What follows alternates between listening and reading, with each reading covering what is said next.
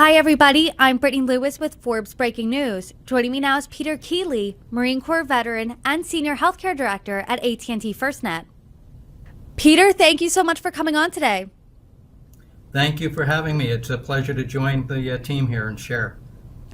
On this Veterans Day, I first want to thank you for your service, and you are a Marine Corps veteran, so can you describe what inspired you to serve?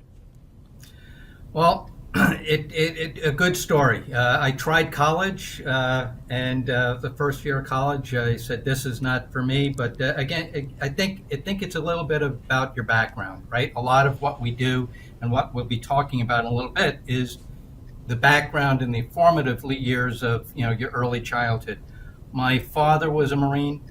My godfather was a Marine. Several uncles were a Marine. So I gravitated to that. I'm the oldest of 6 children. And I enrolled in the Marine Corps at the age of 21. And you served in Desert Storm, so can you talk about that service a little bit for us? Sure, that's an interesting story because as I just mentioned, I enrolled at 21. So when I was activated, surprisingly, to Desert Storm, because at the time, I was in the inactive ready reserve. So I wasn't formally doing any combat training, etc. My wife said, Pete, you're not getting deployed, right? So fortunately and unfortunately, I was deployed to Desert Storm. And it was a little bit later than 21. I was actually nicknamed in my battalion Grandpa. And there was another guy that was nicknamed as Great Grandpa. So it gives you a little bit of an idea of the people and the troops that we were leading. And my responsibility was communications chief or officer for 2nd Marine Division, 8th Tank Battalion. So interesting there, right? It was a tank combat ground warfare, but I was fortunately in charge of communications, which exposed me to a lot of the visibility as to what we were expecting. And fortunately, didn't occur, but I had a lot of trauma just seeing what we were expecting to go into combat in Desert Storm. Peter, you said, fortunately, I was deployed. Can you talk about why you feel grateful for being deployed? Sure, because at the time, what I found, and I say grateful and thankful, the military, particularly volunteer military, right, in this generation, and we'll talk about some of the other things that I've done in volunteering, there's a lot that we get back by being good human beings, by helping each other, the camaraderie and the cohesiveness of teamwork and mission and having purpose. So, I know that that's a big part of it, and a lot of it is what I was, brought up in a family of 6 Irish Catholic family. Interesting. I then later years converted to Judaism. But there's some dynamics there. But answering your direct question is the camaraderie, the teamwork, the focus to mission, achieving that mission, and then proceeding, and then really, being good people and achieving a mission. I just started laughing because I grew up in an Irish Catholic household as well. My grandfather is a Marine Corps veteran, and so I know the skills and the characteristics and the dynamics that they pass on. But for those who might not be so familiar, can you talk about those characteristics, those dynamics that are passed on from a Marine Corps veteran? Sure. Interesting enough, and I keep saying this because I look at things in different ways, the positives and the negatives. I'm always trying to find a silver lining, right, in the darkest of times. But interesting enough to that, growing up, I was taught you're to be seen, not heard. So there wasn't a lot of listening, but to that point, what I do storytelling is frequently in peer support is, as my father would say, learn to listen to learn. And then I was about to answer him, he'd say, you cannot possibly hear what I'm saying if your mouth is moving. So you've got 2 ears, 1 mouth, but where I'm going with that is when we're in the military or in peer support, the active, important part, just like what we're doing here, right? We're listening, and we shouldn't be anticipating what the answer will be or what we're going to respond. Actively listen, bring it in as to what's being said, what's not being said, and then engage in a constructive dialogue or a constructive mission to achieve the mission, whether it be sales, whether it be the military, whether it be what we're doing here. Actively listening is such a skill that once you develop it, that's one of the greatest skills. And you did touch on that you served as this sort of grandpa role. Can you describe that a little bit more and what that exactly encompassed? Absolutely. And it was inherent to the training and then also my upbringing, right, as the oldest of six. So as a grandpa role in the military, particularly going through combat, that 100-hour ground warfare, of which there was a lot before that, but that's what we focus on.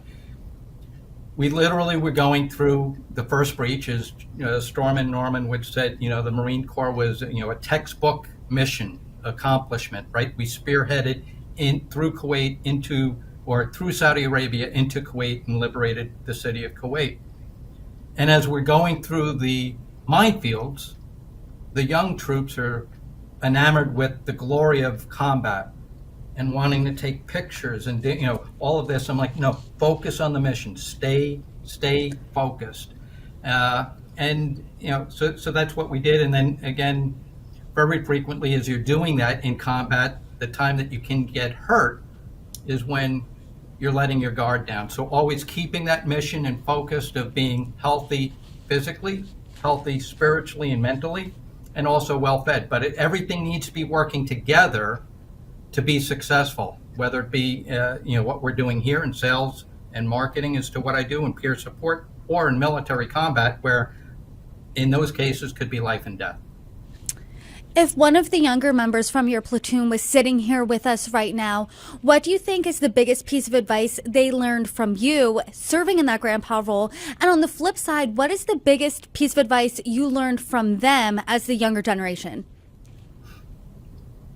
The biggest piece that they gained from me is the importance of the whole element of mind, body, spirit, soul, right? Because if you're tired, right, you're going to probably make a unnecessary error. If you're hungry, likewise. If you're under stress and duress, which is, again, why I went into peer support, that's going to affect you. And then what I gain back from them and what I gain back from my children is to really embrace everything that's coming at you, right? The good and the bad. And if there's a lot of bad that's coming at you, again, as I said before, find something good out of the bad. So I say that because they were all enamored in the glory of war. There is no glory in war. But again, when you're young, you're thinking this is fun, not realizing that, lives are at hand. After the war, you transitioned into a corporate role. You're currently at AT&T. So can you walk us through what that transition was like from being a member of the military to then working in the corporate world, entering civilian life once again? Sure. Transitioning from military to corporate world, the military part was easy. The corporate world is it's a challenge because very frequently your mission is changing. There are a lot of outside elements that are impacting you, which you need to embrace to adapt and succeed in your career. So the benefits that I gained from military to my career, which is why I think I've excelled and done well in my career in being able to morph into different roles and responsibilities, is leadership. Whether you're an individual contributor or an official C-level or a VP, leadership is down to the individual level, and enable our team to succeed, enable or encourage open conversation, right? Particularly in an organization. Transparency is important. Unconditional conversation is important. Yes, sometimes you need to be stern and say, as a sergeant or a leader, no, this is the way it's going to be. But at the most part is to try to bring everybody in together. We're all working towards the common goal, but also very important to adapt, improvise, from a Clint Eastwood movie of Heartbreak Ridge, adapt, improvise, and overcome. because we're constantly being hit with changes. But at the end of the day, if we're working together as a team, we'll reflect after the month, after the quarter, after the year of like, wow, we really exceeded, we did well for ourselves individually, and we've made an impact to our community. Peter, this is really interesting, and I'm curious if there's anything you learned, any lessons you learned as a Marine that you're surprised really seamlessly translated into the workplace. The seamless part of it is just simply working together as a team and bringing people together, whether it be you've got product marketing, you've got product management, you've got salespeople, you've got service people, and then the dynamics of whether it be internal, external, right? There's generational perspectives, right? There's the boomers, the Generation X, the millennials, etc. I enjoy speaking, what we're doing here. Some people, the other generations, enjoy texting or just sending an email. So understanding those dynamics of your audience, what we're doing here, of to how we can resonate. We're bringing the same message, but the way that I'm communicating verbally or in an email or a text is important. So that's one thing that I found. And again, in the military, being in charge of communications is key. I may be saying one thing, but I need to make sure that the message is being received properly. Do you think then there are any skills that veterans really have that bring to the workforce, that they bring into corporate world that others simply don't? I definitely do. But from the military perspective, again, it's all about, and in my signature internally, I call it teamwork makes the dream work. Truly, you have to work together as a team. You cannot be a lone wolf. You need to, you need to bring thought leadership, embrace change. But, particularly in the Marine Corps, and I know the other branches of service, one of the biggest things is boot camp. And boot camp is mental and physical. Right? I enjoyed Marine Corps boot camp. A lot of people didn't enjoy it, but I found out that a lot of it was right up here. You're being pushed to your limits, to where you think you can't get things done, but your drill instructor knows what you can and can't do. They've been doing it for a bit. So my point here is the importance of resiliency, mindfulness, what we're doing here, having gratitude to your day-to-day life, and getting things done. But really the importance is to be physically fit, mentally fit, spiritually fit, and grounded to achieve what you want to do, whether it be in work or in life and your family. The mental component, I know firsthand, is key. My grandfather, who I was talking about earlier, I've never seen anyone with more mental resiliency, more mental fitness than him. So what would be your piece of advice for people to really get there when they're, facing a challenge in corporate America? It's a good question. The biggest part, and I share this frequently with my colleagues, whether it be peer support or just seller to seller, or even my leadership team, is the importance of blocking out the noise. There's a lot of noise. There's a lot of challenges, whether it be within your day-to-day job. There may be family issues, right, that you may be going through. And there's just a lot of social noise that's going on. And not to digress to that, because I don't want to go to that, but there's a lot of noise that's happening, right? Whether it be the news, whether it be the local issues, all that stuff. But to block that out, focus on what you need to focus on, and just do little bits and pieces and to be successful. Because if you don't, and you have a lot of things coming at you, right, the sensory overload, you can shut down, you can make errors, you could pull back from individuals, etc. But you just to block out the noise, focus on the task, prioritize the tasks, and everything's a piece of cake. I do now want to pivot a little bit, and I want to talk about the transition, again, from the military into corporate world. And how do you think corporations, workplaces, people who haven't served, your fellow colleagues, how do you think that we can better help people from the military transitioning from active service to coming into the corporate world? Fortunately, at AT&T, I've not seen it as a problem. We actually embrace it. I'm actually one of the members of the AT&T National Veterans Chapter. So fortunately, I'd say from AT&T perspective, we do a very well job of embracing our military leaders, contributors, provide them areas of responsibility and thought leadership. But I would encourage, whether it be my organization or others, from a military perspective, look at the military as these individuals have volunteered. We're long past the draft. I've aged myself. I actually remember when the draft was. But you've raised your hand to do a common good, whether it be reserve duty, combat duty, just deployment. You're volunteering your time, right?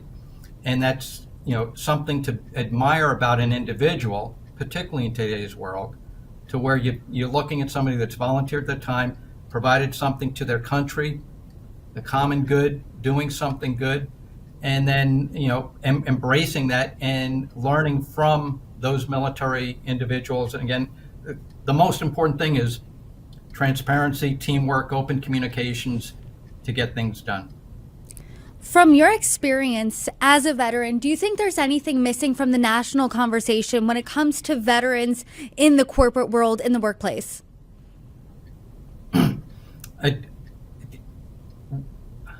I'd say yes, and yes to the sense of part of the reason why I got involved in the AT&T FirstNet peer support program.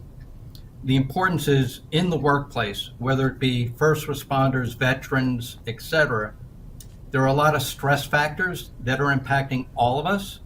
So my advice to all of us, corporate and as individuals, to be mental, to focus on health and wellness, right? As opposed to the reactive point of, healthcare and going to a doctor for reactive points or going to a dentist for reactive points.